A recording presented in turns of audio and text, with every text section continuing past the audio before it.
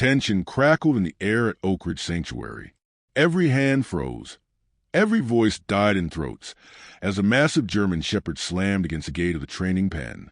The metal latch groaned, threatening to give way. Men shouted, their commands overlapping in a chaotic chorus. Grab the rope. Don't let him out. But no one moved. They all knew the truth. No one could tame this dog. Not the most experienced trainers, not the bravest officers, not even his former K9 handler. Getting within 10 feet of him meant risking a trip to the hospital. These were men who had faced down angry bulls and wild mustangs, yet they stood rigid, knuckles white as they gripped the wooden fence, because in the middle of that dusty arena stood a creature they called Kane. Kane wasn't just any dog. He was once the pride of the city's K9 unit, a legend for his speed and intelligence. But now, he was a legend for all the wrong reasons. Labeled untrainable, a beast that had sent grown officers to the emergency room. He had attacked every handler assigned him and broken through reinforced steel kennels. He wasn't just dangerous. He was haunted. His eyes held a storm that no one could calm. For months, nobody could touch him. Nobody could soothe him. Nobody could tame him. But on this day, under the pale yellow sun, something impossible was about to unfold. The morning sun stretched long shadows across the sanctuary as a dusty blue pickup truck rumbled up the gravel road toward the main gate. The ranch hands barely glanced up. New workers came and went all the time. But when the truck door swung open, every man at the fence did a double take. A little girl, no older than 6, hopped out. Her chestnut brown pigtails bounced with each step, and a small pink backpack was strapped to her shoulders, looking far too clean for a place covered in dirt and danger. Her boots were tiny, her steps light and confident, and her bright green eyes scanned the ranch with the calm curiosity of a child exploring a playground, not a rehabilitation center where unpredictable animals were known to lash out. Behind her stepped her father, David, a quiet, hard-working man who had taken a job at the sanctuary to earn a steady income. He placed a gentle hand on his daughter's shoulder. "Stay close, Mia," he murmured, his voice low with caution. But Mia wasn't looking at him. Her gaze was fixed straight ahead, toward the fence pen where Kane paced like a storm trapped in a cage. The ranchers exchanged uneasy glances. What was a child doing here? David should know better. This place wasn't safe for kids. Yet Mia seemed utterly unbothered. As they walked past the stables and equipment sheds, she kept glancing toward Kane's enclosure. She didn't smile or frown. She just watched. When they reached the main office, Hank stepped out, his expression stern. "David," he said gruffly, "didn't know you were bringing family." David winced. "Couldn't leave her alone at home today. I'll keep her away from the pens. She won't be any trouble." But Kane had already noticed her from across the yard. His head snapped toward the truck. His growl deepened, his pacing faltered, and his ears pricked forward. Dust puffed beneath his paws as he froze, staring intently at the small girl standing near the office steps. Mia stopped too. Their eyes met across the wide dirt arena. A strange stillness fell over the sanctuary, as if the wind itself had held its breath. The ranch hands braced instinctively. Kane never paused for anyone, not for men, not for commands, not for food. But he was frozen now, utterly still, watching that little girl with intensity that sent chills down their spines. David hurried Mia inside, unaware of the silent exchange outside. But the ranchers couldn't stop whispering. Why was he looking at her like that? Did he know her? That dog didn't know anyone. He hated everyone. Yet the truth was already unfolding. Kane didn't hate her. He wasn't growling. He wasn't pacing. For the first time since arriving at Oak Ridge, Kane was calm, and none of the men could understand why. What was it about this child that had reached into his tortured soul? The answer would change everything, and it was only the beginning. It was time for Kane's daily assessment, and the men were braced for failure. The afternoon heat lay heavy over Oak Ridge, turning the earth into a fine red dust that clung to everything: boots, fences, the sweat on the back of every man's neck. Inside the enclosure, Kane was a whirlwind of pent-up fury. He tore back and forth along the fence line, a blur of muscle and tawny fur, his paws churning up clouds of dust with every frantic pivot. Each time he snapped at the air, His teeth flashed white in the harsh sun, a stark warning to anyone who dared come closer. The men formed a cautious semicircle outside the wooden fence, each one careful to stay well beyond the reach of those powerful jaws. "Easy now, boy. Settle down," one of the trainers called out, his voice a forced calm that did nothing to mask his underlying tension. Kane's only response was a vicious snarl that ripped through the humid air, causing the man to jerk back instinctively. A collective sigh passed through the group. Nobody could tame him. Everyone knew it. It was a fact as solid as the ground beneath their feet. Across the yard, the office screen door squeaked open and slammed shut. David walked out, wiping his forehead with a bandana. Beside him, little Mia followed, her small boots kicking lightly at the dirt. She took in the scene, the shouting men, the rattling fence, the snarling dog that made seasoned adults take 2 steps back, with wide, curious eyes but no trace of fear. Her gaze immediately found Kane. She lifted a small hand, her finger pointing straight at the chaotic center of the storm. "Daddy, look at the doggy," she said, her voice soft but clear. David tensed immediately, his paternal instincts flashing like an alarm. "Mia, stay right here," he said, his voice low and urgent. "Do not move from this spot. Do you understand? At Bonds Unspoken, we believe every story between a human and their animal companion deserves to be heard.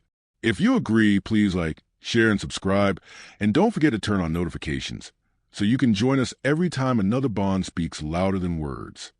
But she was only half listening. The same strange, unreadable calm from the morning had returned to her face. And before David could react, before his brain could fully process the danger, Mia slipped from his side. She took one small, deliberate step forward, then another, moving straight toward the training arena. "Mia!" David's shout was a blade of pure panic, cutting through the background noise. Head snapped toward the child. And Kane turned like a storm changing course. His eyes, previously wild and unfocused, locked onto the girl. The ranchers fell silent. The world seemed to slow, every second stretching into an eternity. Then everything happened at once, fast and violent. Kane charged. A cloud of dust erupted in his wake. The ground vibrated under the force of his weight. His teeth were bared, his growl a raw, thunderous sound that seemed to tear the very air apart. "Grab him," someone screamed. "Cut him off. David, get your kid." But their feet were rooted in shock. Kane was too fast, far too fast. He ripped across the enclosure, a force of pure instinct, and hit the edge of the fence where the gate was. The latch, weakened from his earlier assaults, slipped loose with a sharp clang. The gate flew open, swinging wildly on its hinges. Kane was free, and he was running straight for Mia. David sprinted, but terror made his legs feel like lead. A cold dread paralyzed the other men. They could only watch helpless, as a wild police dog barreled toward the tiny, defenseless girl. Dust exploded around him, his jaws wide, his body a projectile built for this single, terrifying moment. But Mia, she didn't run. She didn't scream. She didn't even flinch. She simply kept walking forward, her pink backpack bouncing behind her, her chestnut pigtails swaying gently in the warm wind, as if she were approaching a friendly farm puppy. "Mia!" David's voice cracked, raw with terror. Just as Kane lunged, just as every rancher braced for the impact, just as a dust cloud seemed to swallow them both, Mia did something that defied all logic. She lifted her small hand, not in a fist, not in a defensive gesture, but with her palm open and soft. It was a single, gentle motion, a quiet invitation. It stopped Kane mid-lunge so abruptly that his paws skidded, digging shallow trenches into the dirt. The furious bark died in his throat. His growl vanished. His chest heaved, his sides pumping like bellows, and his eyes, wild with fury just moments before, softened, as if he had suddenly recognized something in her face, something long forgotten. A stunned silence crashed down over Oak Ridge, so heavy and absolute that even the ever-present wind seemed to die. The red dust settled slowly around Kane and the little girl, drifting like mist between them. Every ranch hand stood frozen behind the fence, their eyes wide, their mouths agape, their bodies locked in disbelief. Kane wasn't growling. He wasn't snarling. He wasn't lunging. He was calm.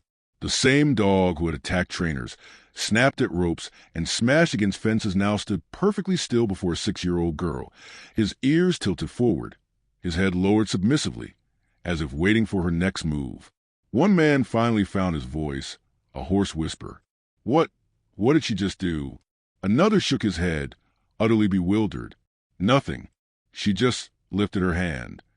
That's not possible, Hank muttered, his own hands gripping the fence so tightly that it creaked. This dog doesn't respond to signals. He doesn't respond to anything. Mia took one more small step forward, closing the minimal distance that remained. Kane didn't move, only breathed, watching her with an intensity none of the men had ever seen from him. It wasn't aggression. It wasn't fear. It was something deeper, something ancient and profound that none of them could comprehend. David finally reached them, his heart hammering so violently he thought it would burst from his chest. He scooped Mia into his arms and backed away quickly, his legs trembling beneath him. Don't you ever walk up to a dog like that again, he whispered harshly, his voice cracking with a mixture of rage and relief. But Mia only rested her head against his shoulder and murmured, "The doggy wasn't bad, Daddy." The trainers exchanged uneasy, bewildered glances. Maybe he was just tired, one offered weakly. Maybe she startled him, suggested another. No, Hank said, his voice firm and low. That dog wasn't tired, and nothing about that was being startled. He stopped because she stopped him. David's jaw clenched. He kissed the top of Mia's head and hurried away from the pen, his arms tightening protectively around her. Meanwhile, Kane began to pace again, but this time it wasn't violent or frantic. His path followed the fence in slow, rhythmic steps, his eyes never leaving the direction in which Mia had been carried away. A ranch hand swallowed hard, his Adam's apple bobbing. "He's looking for her," he said, almost to himself. "Why her?" someone else whispered. "What's so special about that kid?" Hank didn't answer. He couldn't, because deep down he knew something monumental had just happened, something none of their training manuals had prepared them for. Kane, the dog nobody could tame, had chosen someone, and that someone was a little girl named Mia. The morning after the incident, a fragile tension hung over Oak Ridge Sanctuary. The usual cacophony of morning chores, the clang of feed buckets, the distant whinny of horses, felt muted, as if the very ranch was holding its breath. The men went about their work with quiet efficiency, but their eyes kept drifting toward 2 points: Kane's pen and the small weathered cabin where David and Mia were staying. The event of the previous afternoon was the only thing anyone could think about, replaying in their minds like a scene from a film that defied all logic. The wild dog and the child, the charge that never ended in tragedy, the lifted hand that commanded more power than any tool or technique they possessed. Inside the cabin, David watched his daughter eat her breakfast, his own food untouched. He saw the same little girl, her small hands carefully spreading jam on toast, her bright eyes focused on the simple task. But he also saw the ghost of the child who stood fearlessly before a storm of teeth and muscle. "Mia," he began, his voice carefully neutral. "About yesterday, you must understand that dog, Kane, he's not like the friendly dogs we see in the park. He's been hurt. He's very dangerous." Mia looked up, a tiny smear of jam at the corner of her mouth. "He was just scared, Daddy," she said, her statement simple and absolute, as if she were explaining that the sky was blue. His eyes were sad. David felt a chill that had nothing to do with the morning air. How could she see sadness in what everyone else saw as pure rage? He made a decision then, a father's decision rooted in primal fear. "I need you to promise me you will not go near that pen again. Not for any reason.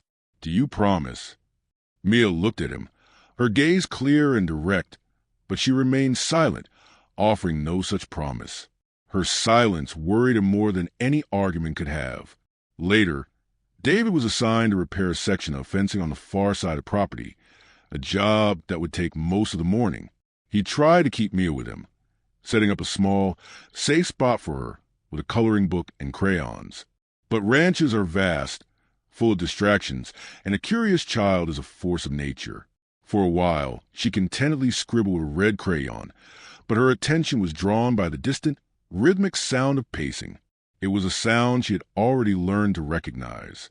She stood up, abandoning her drawing of a large, smiling dog that looked nothing like Kane, and began to walk, her small feet carrying her with a quiet purpose back toward the main yard.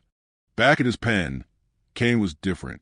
The frantic, explosive energy was gone, replaced by a restless, searching intensity. He paced the fence line, not with fury, but with a focused determination, his nose constantly testing the air, his ears swiveling at every sound. He was waiting. When Mia's small form appeared at the edge of the yard, he stopped dead. The restless pacing ceased instantly. Dirt shifted under his still paws. The ranch hands who noticed the exchange froze in their tracks, one man lowering a bale of hay halfway to the ground, his arms forgotten mid-lift. "Oh, no," he whispered. "She's back." Mia walked right up to the heavy wire fence and pressed her small hands and face against the metal links. Kane didn't lunge. He didn't bark. He began to walk toward her, his movement slow, deliberate, and utterly calm. His tail was low, not tucked in fear, but held in a relaxed, neutral position. His head was tilted, and in his deep brown eyes was an expression the men had never witnessed, a strange, almost hopeful curiosity. A ranch hand named Joe, who was cleaning a nearby trough, nearly dropped a sponge. He's going to her, on purpose. Another worker, younger and more nervous, took a step forward. We should stop her. But Hank, who had emerged from the tool shed, raised a sharp hand. "Wait," he commanded, his voice low and intense. "Just wait." Mia didn't flinch as the massive shepherd approached. She waited, perfectly still, until his wet, black nose was inches from her fingers through the fence. Then she giggled. It was a soft, bell-like sound, so innocent and out of place in the context of the feared beast that it made several of the men's chests tighten. "Hi, Kane," she whispered. The dog let out a soft, warm huff of air, his breath clouding the metal between them. He didn't snap. He didn't growl. He simply pressed his head closer, his eyes softening. Then Mia did the unthinkable. She found a slightly wider gap in the chain links, and slowly, carefully, she slid her small hand through it. The men held their breath as one. Her tiny fingers, cold from the morning air, gently touched his warm cheek. Right below his eye, Kane closed his eyes. He leaned into her touch. There was no growl, no tension, no rage, only a profound, peace-filled stillness.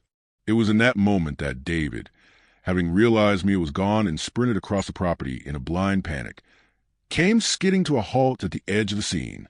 His daughter was calmly stroking the face of the most dangerous animal on the ranch, and the animal was not just allowing it, but savoring it. The words of warning died in David's throat, replaced by a stunned, overwhelming awe. Kane opened his eyes and looked directly at David. He didn't snarl. He didn't become defensive. He simply took a small step back, allowing Mia's hand to fall away, his gesture almost respectful, as if to say, "Asterisk, I know she is yours. I mean no harm."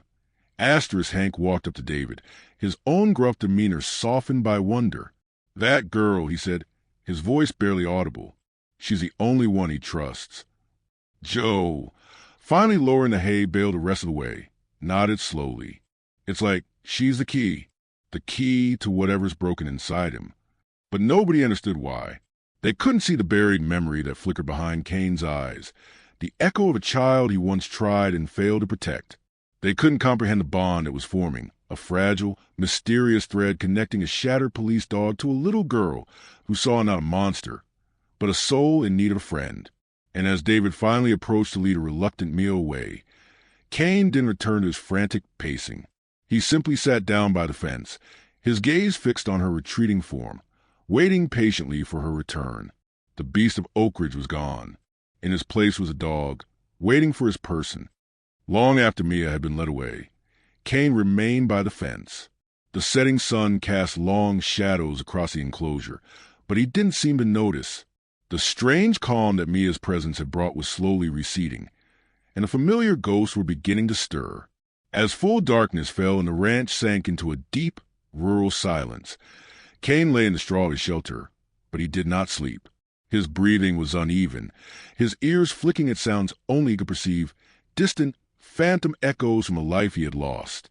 It began as it always did, not with a clear image, but with a sensation, the vibration of a siren under his paws. Then a smell, cold concrete and fierce sweat.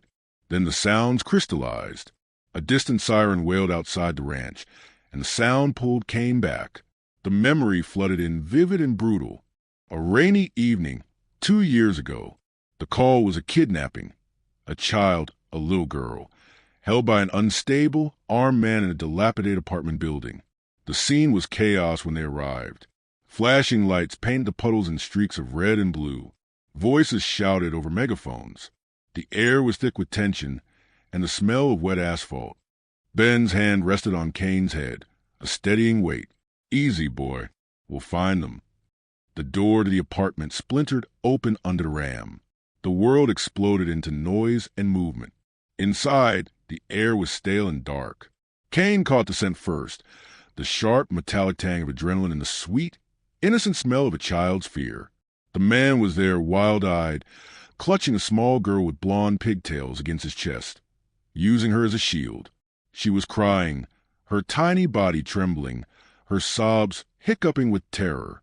Ben shouted, his voice firm, trying to talk the man down, to reason with the unreasoning. But desperation made the man reckless. The moment stretched, thin and sharp as a razor's edge. Then the man's arm moved, the gun swinging upward, the barrel aiming not at Ben but at the child. The command was sharp, immediate. Kane, go! He launched like a bolt of living lightning. Everything after was a blur of instinct and training. The impact, the roar of a gunshot, so close it was deafening. The grunt of the man as they crashed to the floor. The coppery taste of blood. Ben was there, shouting, pulling the suspect away. But when Kane turned, his job done, he saw her. The little girl had fallen. A dark red stain was spreading on the sleeve of her pink jacket. She was alive, trembling violently, her eyes wide with a terror so profound it seemed to swallow the room. And her eyes were locked on him. Medics rushed in. People pushed past. The suspect was dragged away. But the girl, as a paramedic reached for her, shrank back, her small hand pointing a shaking finger at Kane. Her voice was a broken, terrified whisper that carved itself into his soul. Don't let the dog near me. She was afraid of him, the one who had saved her, the one who had taken the bullet meant for her. In that moment, something inside Kane shattered. Commands that were once second nature now confused him. Loud noises sent him into a blind panic. Shadows made him lash out. He had failed to protect her from fear. He had become part of the monster in her story. After that night, Kane was never the same. The department tried everything, retraining, different handlers, even medication. Nothing worked. The final report read aggressive, unstable, unfit for duty. The bond with Ben was severed. He was cast out, a broken tool, his loyalty and courage now labeled as defects. He was shipped from facility to facility, each one confirming the same diagnosis. He was a lost cause. But here in the quiet of the ranch, with the scent of hay and earth in his nose, a new image was beginning to overlay the painful memory. A different little girl. One with chestnut pigtails, not blonde. One who didn't scream or look at him with terror, but with a calm, open curiosity. One who didn't run away, but walked toward him. One who didn't see a monster, but a sad dog. Mia's face, her soft voice, the gentle pressure of her hand on his cheek. These were new sensations, fighting their way through the static of his trauma. For the first time since that terrible night, the memory's grip loosened just enough for him to breathe. The darkness didn't feel quite as absolute, because Mia didn't remind him of fear. She reminded him of hope. And in the deep of the night, for the first time in years, Kane finally closed his eyes and slept, not haunted by the ghost of a child he failed, but dreaming of the one who might yet save him. The dawn broke over Oak Ridge, but David had barely slept. The image of his daughter's small hand on Kane's powerful jaw played behind his eyelids every time he closed them. The awe he had felt was now tangled with a cold, gripping fear that settled deep in his gut. This wasn't a fairy tale. This was his daughter's life. The ranch was a place of hard truths and real danger, not miracles. After ensuring Mia was safely occupied helping to cook with breakfast, he marched to Hank's office, his steps heavy with resolve. He found the head trainer at his cluttered desk, sipping black coffee from a chipped mug. David didn't bother with pleasantries. "Hank, I need to know what we're dealing with. Exactly what happened to that dog?" he demanded, his voice tight. Hank looked up, his weathered face unreadable for a moment. Then he sighed, a long, weary sound. He set the mug down, closed the office door, and lowered his voice. "You didn't hear this from me," he muttered, sliding a thin, well-worn file folder across the desk. "But if your girl is going to be anywhere near him, you deserve the truth."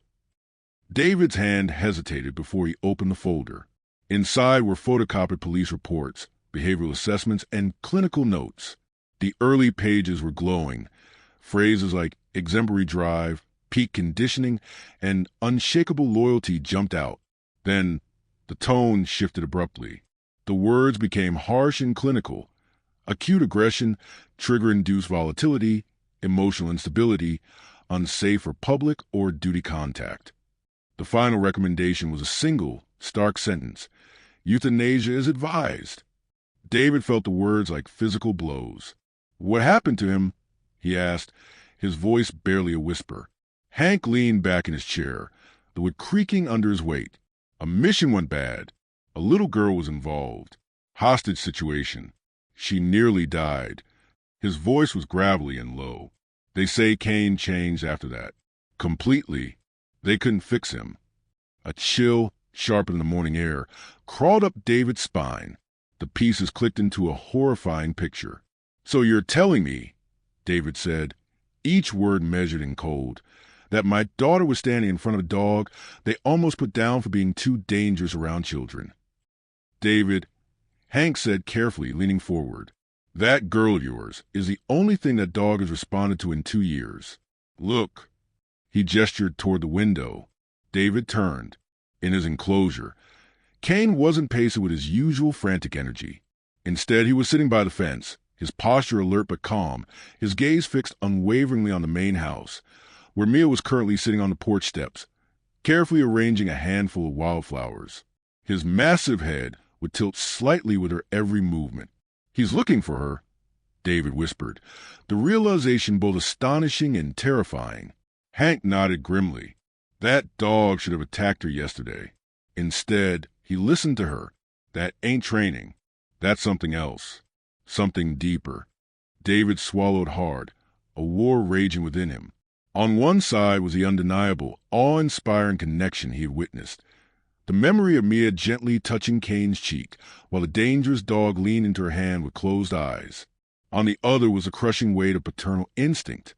Mia was just a child, small and fragile. The file on the desk was a testament to the potential for catastrophic violence that lived inside Kane. If Mia was the only one who could calm him, then she was also the only one truly in danger if that fragile piece ever shattered. He closed his eyes, exhaling a shaky breath. He had to protect his daughter. He had to keep her safe. That was his only job. But as he looked back out the window, watching the way Kane's entire being seemed oriented toward Mia, he knew with a sinking certainty that his simple plan was already unraveling. Mia wasn't going to stay away from Kane, and Kane, the dog with a history of breaking through steel, wasn't going to stay away from her. The bond was forming, for better or worse, and David was caught in the middle, a father trapped between a miracle and a nightmare. He left Hank's office with the file's grim words burned into his mind, the weight of his decision feeling heavier than any hay bale he'd ever lifted. He would talk to Mia again.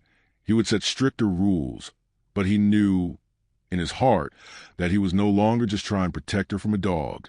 He was trying to protect her from a connection he didn't understand, a connection that had already taken root and was growing stronger with every passing hour. "This dog needs structure," Hank announced to the gathered ranch hands the next morning, his voice echoing with forced authority as he strapped thick protective sleeves over his forearms. "He needs to remember authority. He can't just pick a child and decide she's the only one he listens to." The men nodded, but their agreement was uneasy. They had all seen what happened the last time someone tried to force discipline on Kane. But Hank wasn't just anyone. He had broken wild stallions that could shatter a man's leg with a single kick and calm bulls known for their fury. He believed in the unyielding language of experience and dominance, a language he was sure could conquer any animal, even one as broken as Kane. Inside the arena, Kane stood rigid, his shoulders tight, his ears flattened against the skull. His eyes, dark and intelligent, were locked on Hank, tracking every step the trainer took with simmering intensity. The peaceful calm that Mia brought was gone, replaced by the old, familiar defensiveness. Hank raised his voice, sharp and commanding. "Kane, sit." The dog didn't move a muscle. His only response was a low, rumbling growl that vibrated through the still morning air.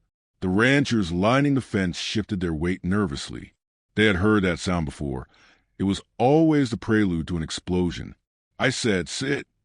Hank took a deliberate step forward, his boots crunching in the dirt. Kane's growl deepened into a snarl, a clear, unmistakable warning. His lips curled back, revealing a formidable line of teeth. The men braced themselves instinctively. One wrong move, and Hank would be another name on the list of casualties. "Back away, Hank." Joe called out, his voice tight with worry. But Hank's pride was now on the line. His jaw was set, his eyes narrowed. No, he will obey. He has to learn. To emphasize his point, he lifted a long training baton, not to strike, but to assert his presence, to establish a boundary he expected the dog to respect. It was a wrong move. Kane exploded. He didn't just lunge. He launched himself forward with a snarl that seemed to shake the very wooden boards of the arena. Hank jumped back, stumbling and landing hard in the dirt as Kane's claws tore deep gouges in the earth mere inches from his boots. The ranch hands shouted, scrambling along the fence line. Some grabbed poles. Others reached for ropes. "Contain him." "Hank, get out of there." But Kane's fury was now a living thing. His ears were flat against his head. His teeth were bared in a continuous, terrifying snarl, and his tail was rigid. This wasn't the unpredictable panic they were used to. This was focused, protective rage. He was defending himself from a threat he perceived as real and immediate. Hank scrambled backward, his breath coming in ragged gasps, his face pale beneath his tan. "Kane, stand down," he yelled, desperation creeping into his voice. But Kane only pressed forward, a relentless force of nature, ready to attack. "Kane, no!" The effect was instantaneous. The commotion froze. Kane halted mid-snarl, his body quivering with arrested momentum. His chest heaved, his claws remained dug into the dirt, but he did not advance another inch. Every man turned to see Mia standing at the arena's entrance, her small backpack slung over one shoulder, her eyes wide but utterly fearless. Hank, still on the ground, stared at the little girl as if she were a ghost. Mia stepped into the arena, her movements slow and steady. "It's okay," she whispered. Her voice meant only for the dog. "No one is hurting you." Kane's ears twitched upward. The rigid tension in his body softened, his growl fading into a low, confused whimper. He turned away from Hank, the perceived threat completely forgotten, and walked straight to Mia. The huge, untamable police dog lowered his head beside her leg and pressed his muzzle into her tiny hand, not as a subordinate to a commander, but as a child seeking comfort. Hank pushed himself to his feet, shaken and dust-covered. "This," he muttered, wiping dirt from his mouth. "This isn't training." It was a confession of defeat, not by the dog, but by his own methods. "Impossible," one of the ranchers whispered, swallowing hard. "He listens to her like she's his handler." Hank's eyes narrowed, not in anger, but in dawning realization. He looked from the fearsome dog to the small child soothing him. "That girl," he said, his voice low with awe. "She's the only one who can actually reach him." While the rest of the ranch buzzed with shocked whispers and theories, one man, a quiet ranch hand named Carl, stood apart. He leaned against the far fence, his hat pulled low, his eyes narrowed not in confusion, but in sharp recognition. He wasn't looking at Hank or Mia or David. He was staring intently at Kane, and he looked like a man remembering a painful, long-buried story. While the rest of the ranch buzzed with shock and disbelief, the quiet ranch hand, Carl, remained a statue by the far fence. His hat was pulled low, shadowing eyes that weren't filled with confusion or awe like the others, but with a heavy, painful recognition. He wasn't watching Hank brush the dust from his clothes or David as he rushed to pull Mia safely from the arena. His gaze was locked on Kane, who now sat calmly beside the little girl, occasionally nudging her hand with his nose. Carl's jaw was tight. He had seen this before. Not the miracle, but the dog. The way Kane moved. The specific intensity in his eyes when he looked at the child. The way his entire being shifted from fury to devotion. It was a pattern etched into Carl's memory from a day he had tried hard to forget.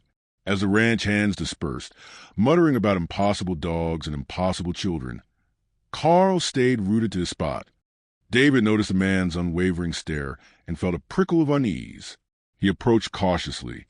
"Something on your mind, Carl?" he asked, his voice careful. Carl didn't answer immediately.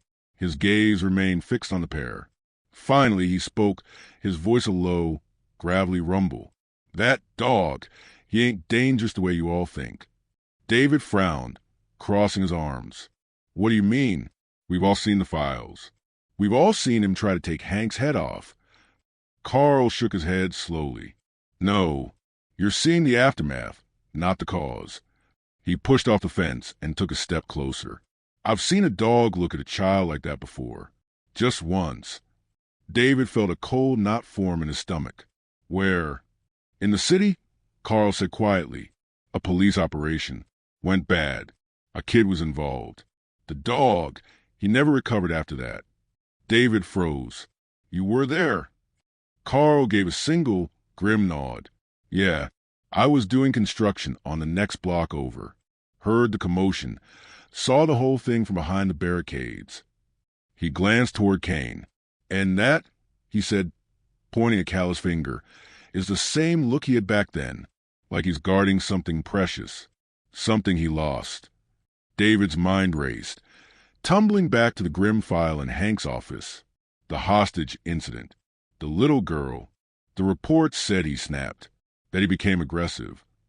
"The reports were wrong," Carl stated, his voice firm. "He didn't snap.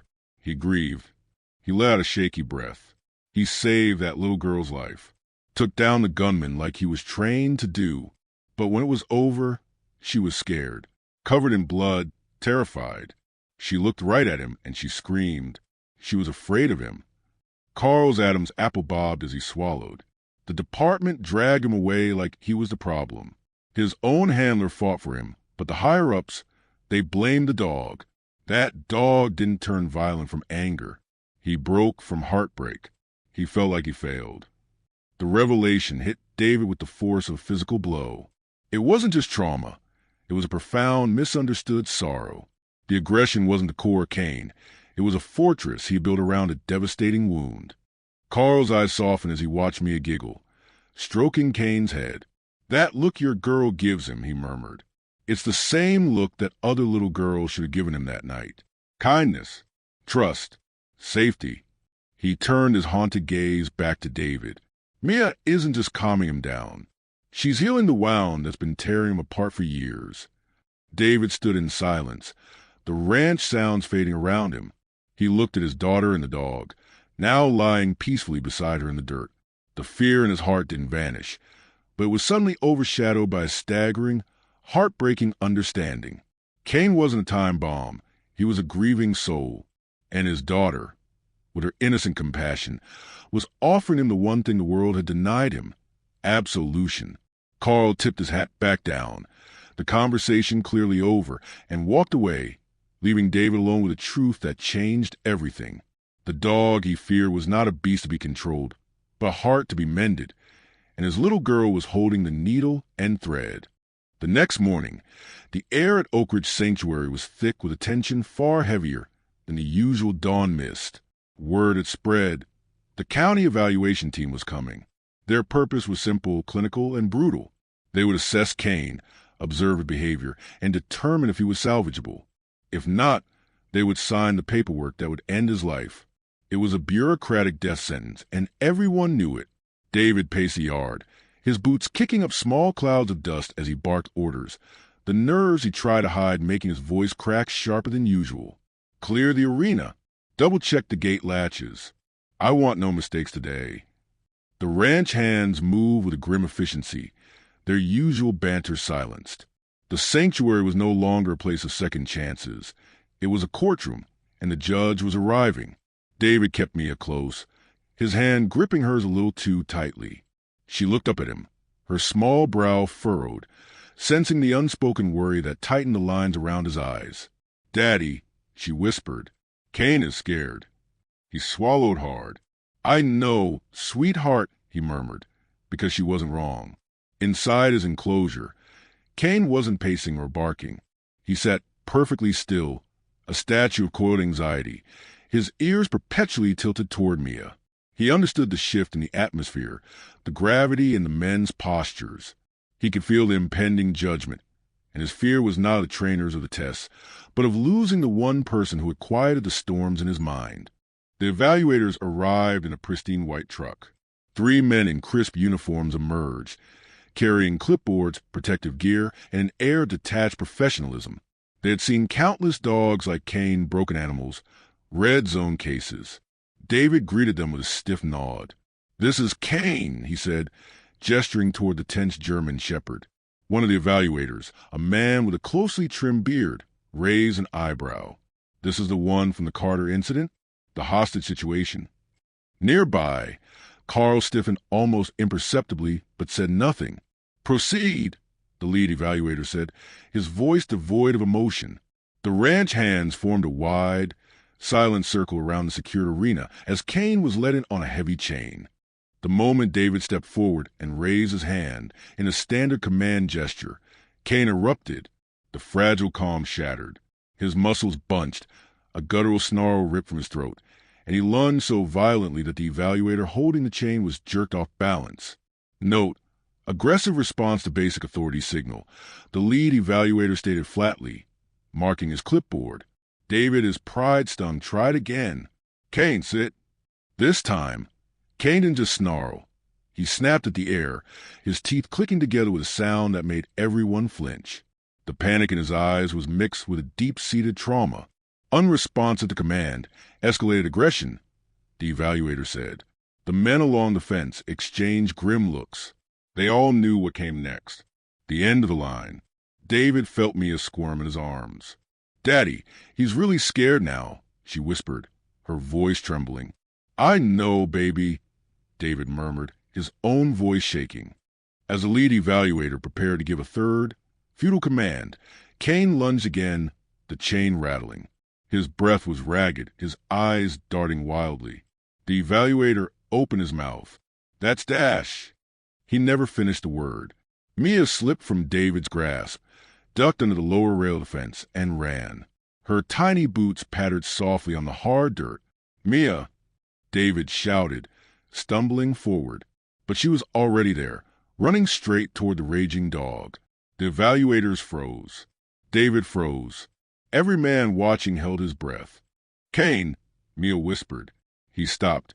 Mid-lunge, his claws dug into the earth. The fury in his eyes dissolved, replaced by a stunned recognition.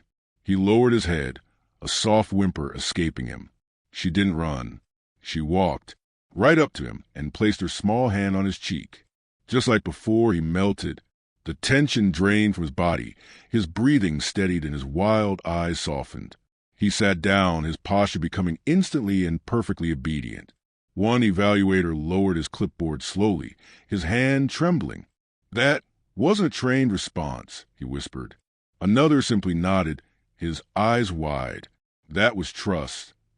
The lead evaluator looked from the calm, seated dog to the little girl, gently stroking his fur. He slowly lowered his own clipboard. "If this child can handle him," he said, his voice quiet with awe, "then this dog isn't dangerous. He's traumatized, and she is the only one who can reach him." David looked at Mia, as if seeing a miracle. Carl nodded slowly, a look of sad vindication in his eyes. And David stared at the scene and understood the terrifying, beautiful truth. Kane wasn't just listening to his daughter. He was anchored to her. His salvation and his ruin were now irrevocably tied to one small child.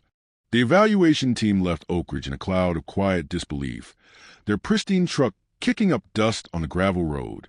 The official verdict was a stunned, hesitant, rehabilitated, but the air in their wake was thick with unspoken questions. The scene in the arena had rewritten every rule they knew. Hank stood speechless for a long time, staring at Kane not as a problem to be solved, but as a profound mystery he had failed to decipher. David held Mia close, his mind a turbulent sea of relief and renewed fear, understanding that his daughter's connection to the dog was now officially the only thing standing between Kane and death. But one man did not join the hushed discussions or the slow dispersal to ranch hands. Carl lingered at the far edge of the arena, his hat pulled low, his shoulders set with a heavy, familiar tension. His silence had a new quality to it now.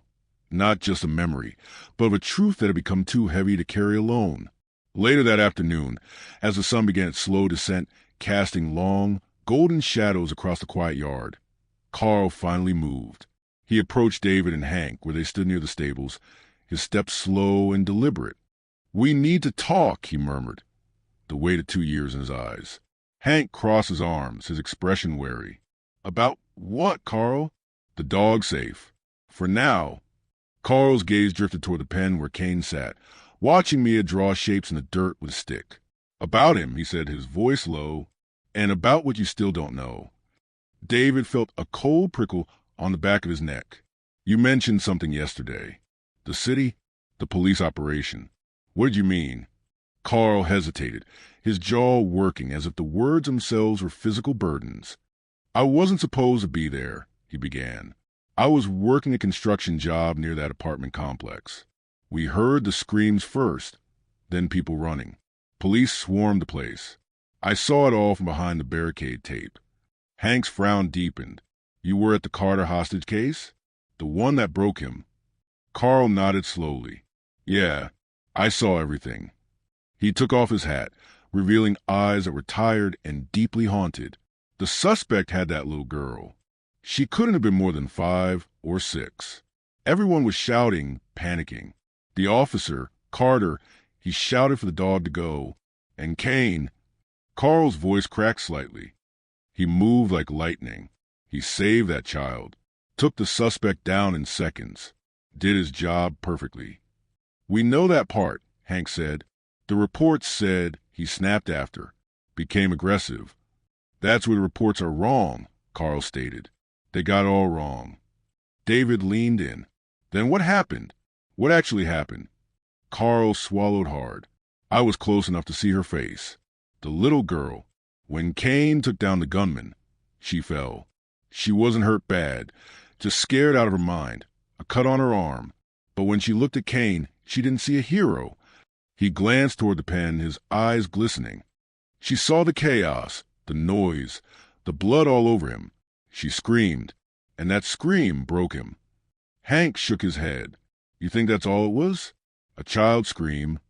"No," Carl whispered. "It was what came after." The department swarmed in. They dragged Kane back like he was a monster. Officer Carter fought for him, argued he'd just saved a life. But the higher-ups, the girl's parents, they all blamed the dog. They saw the aggression, the fear, but they never saw the heartbreak. He exhaled a shaky breath. Kane didn't snap. He grieved. He felt like he had failed to protect her from the terror. Even though he saved her life, her fear convinced him he was a thing she needed saving from. The truth landed in the silence between them, a devastating correction to the official record. Kane wasn't a rogue weapon. He was a compassionate soldier devastated by the collateral damage of his duty. Carl looked toward Mia, who was now giggling as Kane nudged her hand with his wet nose. "That look she gives him," Carl said quietly. "It's the same look that other little girls should have given him that night. Kindness, trust, safety." He turned his gaze back to David and Hank, his expression raw. "Mia isn't just calming him down. She's healing the wound that's been tearing him apart for years. She's given him the forgiveness he never got." The 3 men stood in silence, the setting sun painting the ranch in hues of orange and purple. The story was now complete. The monster was a myth. In his place was a hero who had been waiting all this time for someone to see past the blood and the noise and finally tell him he was a good dog. The days that followed the evaluation were a quiet revolution at Oak Ridge. Where men with years of experience and brute strength had failed, a 6-year-old girl succeeded simply by being herself. A new unspoken routine established itself, one that the ranch hands observed with a reverence usually reserved for sunrise. Each morning, Mia would finish her breakfast and then run, her small boots kicking up puffs of red dust, straight toward Kane's pen. And every morning, before she could even call his name, Kane would already be at the gate waiting. His tail would be low and relaxed, his ears pricked forward, his entire being focused on her approach with a softness that still made the hardened men catch their breath. The ranchers stopped pretending to look busy. They would pause, leaning on shovels or hay bales, and watch the daily miracle. They saw Mia slip her small hand to a fence to stroke Kane's cheek. They saw him close his eyes and lean into the touch, a low, contented rumble in his chest that was the polar opposite of his former snarls. But then the real change began. It started subtly. Mia, having watched the trainers for weeks, began to mimic them. Her tiny voice, gentle and steady, would carry across the suddenly quiet yard. "Sit, Kane." The German shepherd's response was instantaneous. He would fold his hind legs and sit, his posture perfect, his gaze locked on her face. It was so immediate, so precise, that Hank, who was watching from the porch of his office, dropped the wrench he was holding. The clatter echoed, but Kane didn't even flinch. His world had narrowed to Mia. "Stay," she would say, taking a small step backward. Kane would freeze, becoming a statue. He wouldn't twitch a muscle, his breathing even, his attention unwavering. He would hold the position until she released him with a soft, "Okay." Then he would trot to her, not with frantic lunge or an anxious charge, but with a calm, measured walk, his head lowered slightly in a gesture of deference and trust. "Come," she'd call, and he would walk to her side, matching his pace to her small steps. Hank walked over to David, who was watching the scene with the same mixture of awe and anxiety that had become his constant state. "She's not commanding him," Hank muttered, shaking his head in sheer disbelief. "He's choosing to listen. There's no fear, no coercion. It's a conversation." Day by day, she taught him the old commands, and day by day he remembered. It was more than obedience. It was a rediscovery of joy. When Mia laughed, a high, clear sound that echoed across the ranch, Kane's ears would perk up and his tail would swish through the air in a wide, happy arc. It was a sight that brought a lump to many a throat. He was rediscovering a part of himself that everyone had believed was dead and buried. When she sat in the dirt to draw circles and squares, he would lie down beside her, his head on his paws, watching each line she made as if it were the most fascinating thing in the world. And then came the moment that sealed the transformation in the minds of every witness. Mia, chasing a runaway ball, tripped over a stray rock and stumbled forward. A collective gasp went up from the watching men. Kane was faster. In a fluid, powerful motion, he was on his feet and beside her in an instant. He didn't bark or panic. Instead, he positioned his large body directly beside her, a living, breathing barrier, his movement so calculated it seemed to slow her fall. He wasn't just reacting. He was protecting. Mia righted herself, giggling as she patted his side. "Thanks, Kane." The dog simply nudged her hand with his nose. His job done. "A dog like that doesn't come around twice," Carl murmured from his usual spot near the fence. The evaluators had returned once, unannounced, to see the progress. They watched Mia and Kane for 10 silent minutes. "This isn't rehabilitation," one of them finally whispered to Hank. "This is attachment. This is loyalty." And it was the undeniable truth. The more time Mia spent with him, the more the broken shards inside Kane began to realign. The panic in his eyes was replaced by a calm awareness. The nightmare seemed to fade, replaced by peaceful rest. The trauma loosened its grip, not because of therapy or force, but because of trust. Mia wasn't teaching him commands. She was teaching him that the world could be safe again, that a child's touch could mean comfort, not condemnation. And every man on the ranch could see it clearly. Mia wasn't just healing the dog. She was patiently, lovingly rebuilding him. The ranch was unusually quiet that afternoon, the calm before the storm in the most literal sense. The sky had dimmed to a dull, bruised gray, and a low, uneasy wind carried the promise of heavy rain. Most of the men were busy securing equipment, moving tools into the storage barn, and ensuring the animals were safe before the weather turned. Mia, oblivious of growing tension in atmosphere, sat near the arena fence. She was humming a simple, off-key tune as she braided a few strands of long grass and wildflowers into a loose ring, occasionally holding it up to Kane's collar. The German shepherd lay beside her, calm and still, his eyes half closed in a state of peace he hadn't known in years. His trust in her was now absolute. But peace, especially a peace as hard one as this, is often fragile. Inside the large equipment shed, a heavy metal gate, used for containing unruly bulls, hung crookedly on a worn latch. Hank had noticed it earlier, but had been distracted by the impending storm. It was an oversight that would nearly cost everything. A sudden, powerful gust of wind slammed against the shed door, which in turn rattled the loose latch with violent force. With a deafening, metallic crash, the heavy gate swung open, its bottom edge screeching against the concrete floor. The sound was like a gunshot in the quiet yard. It spooked the young, unbroken stallion that was tied inside the shed. The horse, already nervous from the changing pressure, screamed a high-pitched sound of pure panic. It reared, its powerful front hooves slicing the air. Before anyone could even shout a warning, it snapped the worn rope and bolted. It exploded from the shed in a storm of flying dirt and terrified energy, its hooves pounding the earth like thunder. It wasn't running with direction. It was running with blind fear, and its path was taking it straight toward the arena fence, straight toward Mia. "Mia, move!" David's shout was a raw, primal thing, torn from the depths of his soul. He dropped the feed bucket he was carrying and sprinted across the yard, but he was too far away. Mia, startled by the noise, looked up and froze, her small body locked in place as the massive, panicked animal bore down on her. Ranch hands shouted, scattering, tried to wave their arms and divert the horse's charge. They were too slow. The horse was a force of nature, seconds away from trampling everything in its path. Kane saw it first. His head snapped up, the peaceful drowsiness vanished from his eyes, replaced in an instant by a sharp, unwavering focus. His muscles coiled. Kane moved, a blur of tawny fur. He slammed into the horse's legs. The impact was sickening, a dull thud that echoed across the yard. It was just enough. The stallion stumbled, knocked off its deadly trajectory. It crashed sideways into a large mound of loose dirt instead of the little girl, its legs tangling as it scrambled to regain its footing. Chaos erupted. Ranch hands rushed to grab the reins of the disoriented horse. Hank leaped to its side, his voice a steadying force amidst the panic.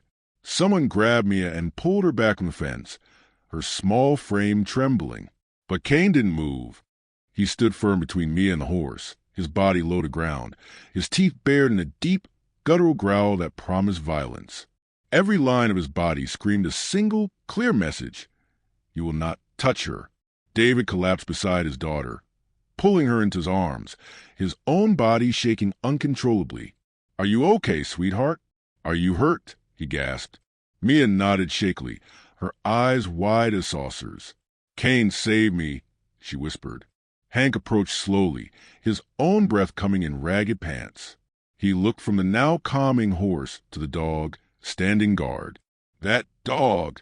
He just risked his life for her. Carl nodded gravely from the sidelines. That's what he was trained to do.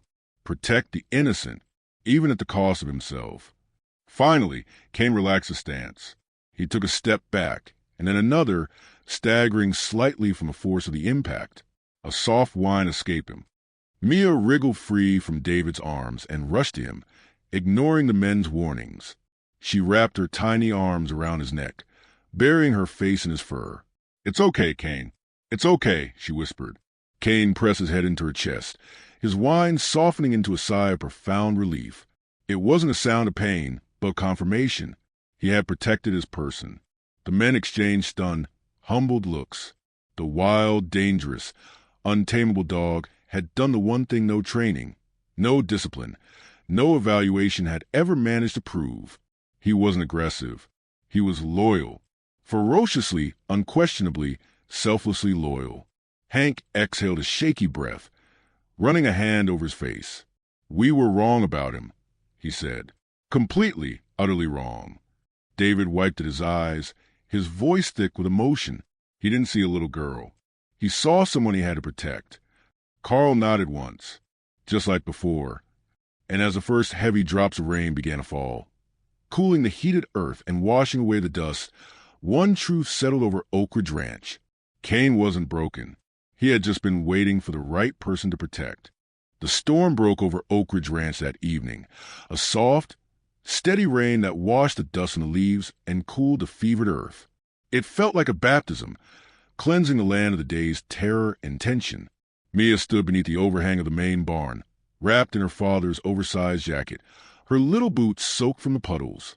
Her eyes, wide and serious, never left Kane's pen.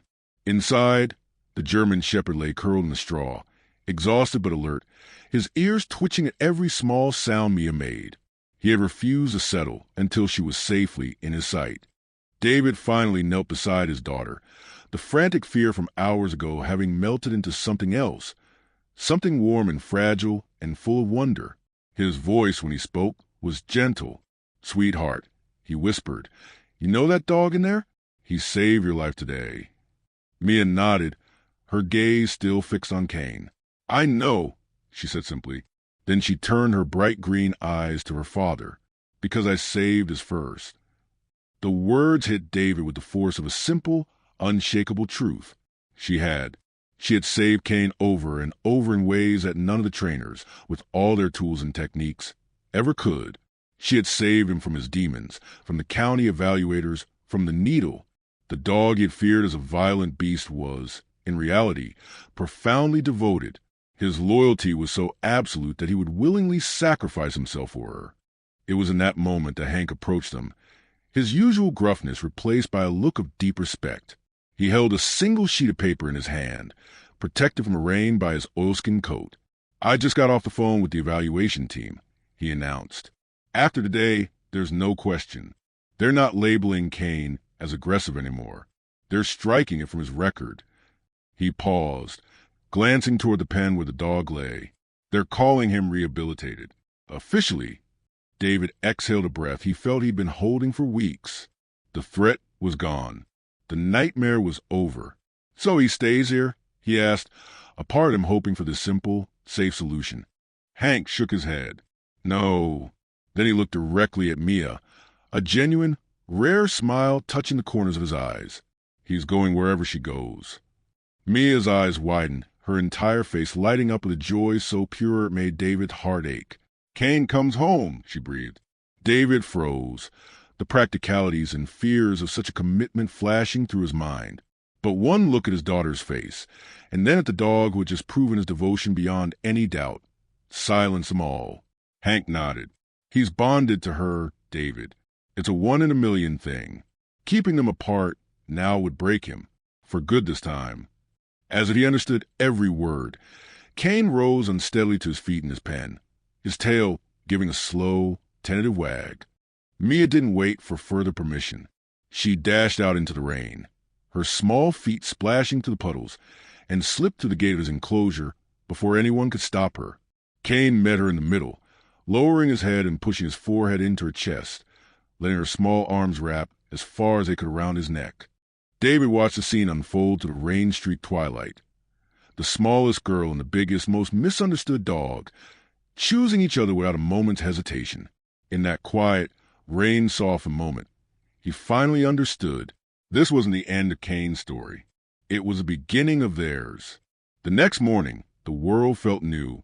The rain had washed everything clean, and sunlight spilled across the fields.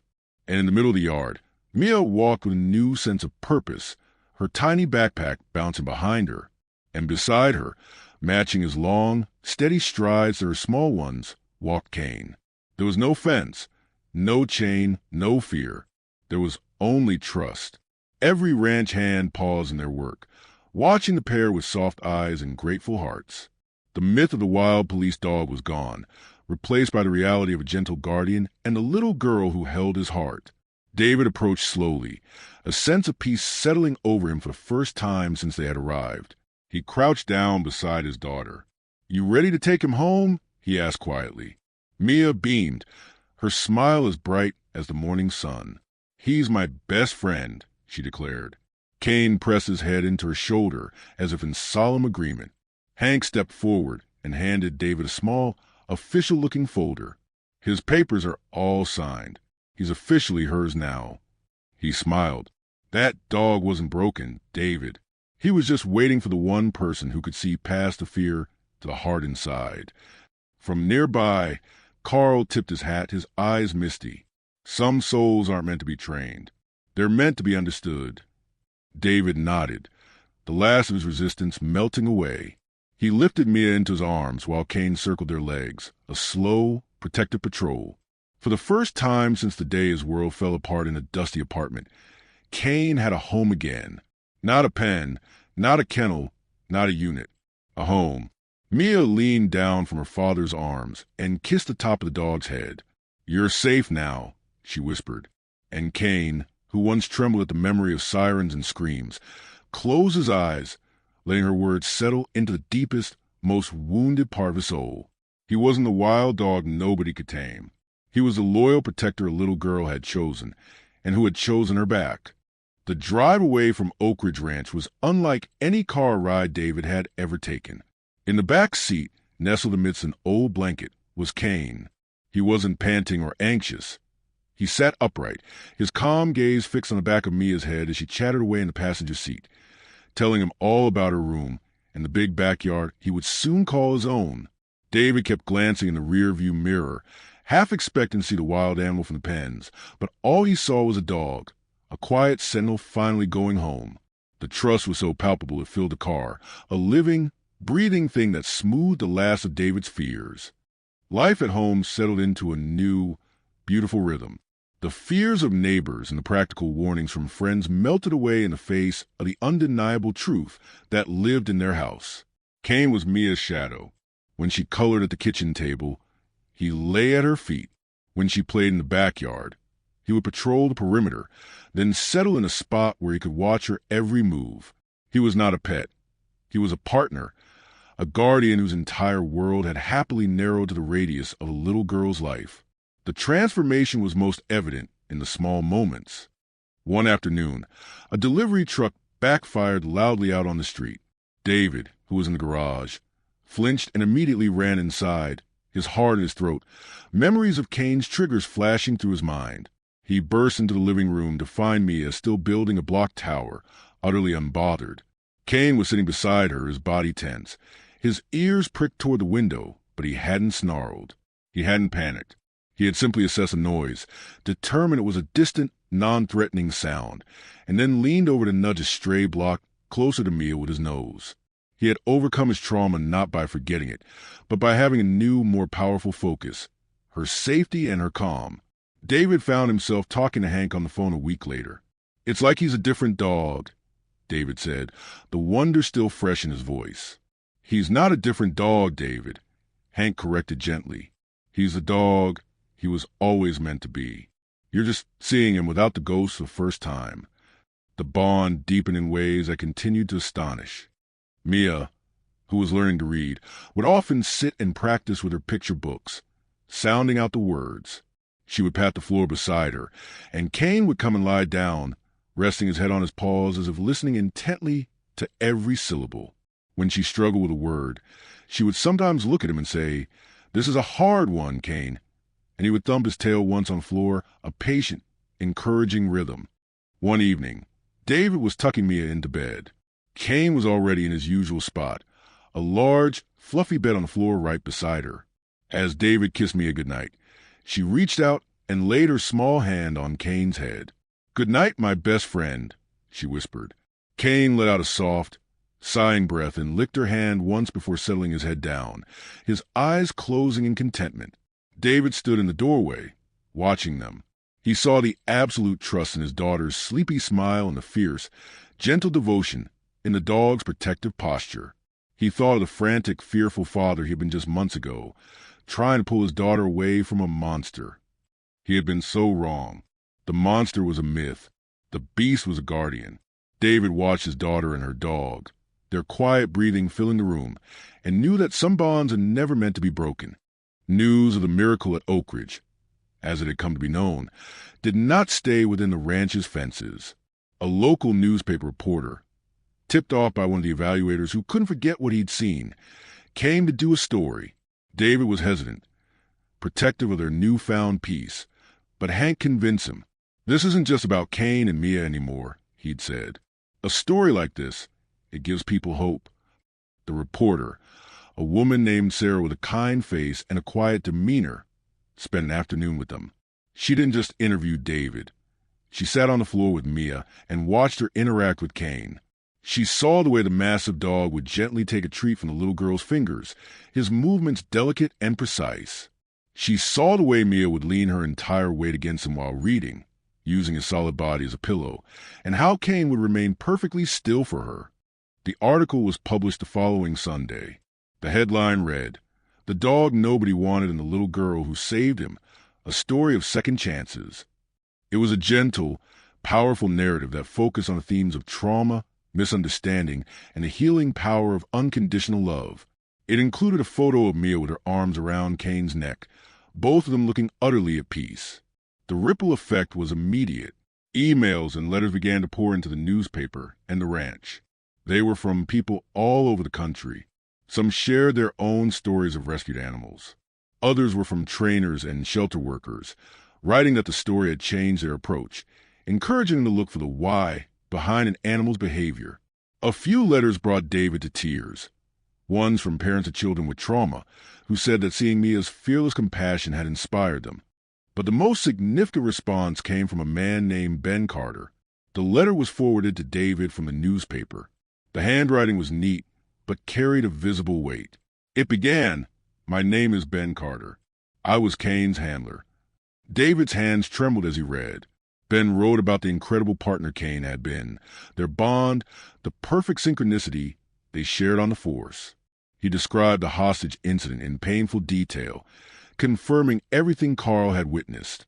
He wrote of his fierce, failed battle with the department to keep Kane, of the heartbreak of watching his loyal partner be labeled a lost cause. "Reading this article," Ben wrote, "has given me a peace I thought I'd never find. To know that he is not just alive, but loved and happy, that he has a purpose again with your daughter, it feels like a miracle. Thank you for giving the life I couldn't." David called the number at the bottom of the letter. The conversation was emotional, filled with long pauses and voices thick with feeling. Ben asked if he could visit, just once, to see Kane. David, after talking over with Mia, agreed. The day Ben arrived was overcast but calm. When he stepped out his car, he was a tall, broad-shouldered man with a kind, weary face. Kane, who was lying on the porch next to Mia, immediately sat up. His ears pricked forward, and he let out a low, uncertain whine. He remembered this man, this scent, this voice from a lifetime ago. Ben approached slowly, his hands at his sides. "Hey, buddy," he said, his voice cracking. "Remember me?" Kane took a few hesitant steps forward, sniffing the air. He didn't growl. He didn't bark. He walked up to Ben and sniffed his outstretched hand. Then he nudged it with his head, his tail giving a slow, tentative wag. It was a peaceful acknowledgement, a silent understanding that the past was past, and they were both okay now. Ben knelt, tears streaming openly down his face as he gently stroked Kane's head. "You're a good boy," he whispered, over and over. "You're such a good boy." He looked at Mia, who was watching them with a serene smile. "You take good care of him, okay?" he said to her. Mia nodded confidently. "I will. He's my best friend." Ben left an hour later, a different man than the one who had arrived. The ghost that had haunted him was finally laid to rest. As he drove away, David put his arm around Mia, who was leaning against Kane. The story had come full circle. Time moved forward. The vibrant autumn at Oak Ridge gave way to a crisp winter, then a hopeful spring. The story of the wild police dog and the little girl became a cherished legend, not just in the local community, but in the hearts of everyone who heard it. But for Mia and Kane, it was simply their life, a beautiful, ordinary, extraordinary life built on a foundation of unwavering trust. They were a familiar sight in their neighborhood. The girl, growing taller but still small for her age, walking to the park with her massive, gentle guardian trotting calmly at her side, never on a leash. He didn't need one. His world was her. Parents who had once watched with wary eyes now smiled. Kane was not a danger. He was a local landmark, a symbol of devotion. The bond only deepened with time. On days when Mia felt sad or frustrated with a difficult school assignment, she would sit on the floor of her room and wrap her arms around Kane's neck, burying her face in his fur. He would sit motionless, absorbing her sadness, his steady presence a silent promise that she was not alone. One significant morning arrived, Mia's first day of second grade. She was excited, a new backpack on her shoulders, but a little nervous. As she stood by the front door, fidgeting with a strap, Kane nudged her hand with his nose and then leaned his full weight against her leg. It was his way of hugging her. David snapped a picture. The little girl in her bright dress and the solemn, powerful dog pressed against her, a picture of mutual support. They walked to the bus stop together, the trio that had become a family. When the big yellow bus rumbled into view, Mia gave Kane one last, quick hug. "Be good today," she whispered. He licked her cheek once, then sat down perfectly on the sidewalk, his gaze fixed on her as she climbed the steps. David stayed with him, and they watched together until the bus disappeared around the corner. Kane let out a soft whine, but he didn't try to follow. He understood the routine. His job, for now, was to wait. As the seasons turned, Kane's past became a distant echo. The nightmares never returned. The panic at loud noises was a ghost of memory. In its place was a deep, abiding contentment. He had a home, a purpose, and a love that had pieced his soul back together. He was no longer Kane, the failed police dog, or Kane, the beast of Oak Ridge. He was simply Mia's dog, and that was the greatest title he could ever hold. On weekends, they would still visit the ranch. The ranch hands, especially Hank and Carl, would greet them like old friends. They would watch with proud, fatherly eyes as Mia, older and more confident, would run through the fields with Kane bounding gracefully beside her, not as a prisoner within the fences, but as a king returning to his domain. He was free. One evening, as David tucked the now 8-year-old Mia into bed, she looked at him, her eyes serious. "Daddy, do you think we were meant to find Kane?" she asked. David looked at the dog sleeping soundly on his bed, his chest rising and falling in a peaceful rhythm. He thought a chaotic journey, the fear, the evaluations, the near misses, and the breathtaking miracles. "I don't know about meant to, sweetheart," he said softly, "but I do know that finding each other was the best thing that could have ever happened to both of you. You saved each other." Mia smiled a sleepy, contented smile. "I know," she whispered. David turned out the light and paused at the door, looking back at the two shapes in the dim room, his daughter and her protector. The story that had begun with shouts of terror and the clang of a broken gate had settled into this. A quiet room, a child steady breathing, and a loyal dog dreaming at her feet. If stories like this touch your heart, don't forget to like, share, and subscribe to Bonds Unspoken. Every click helps us share more incredible moments that celebrate the bond between humans and animals. And be sure to turn on the notification bell so you never miss a story that reminds us what true loyalty feels like.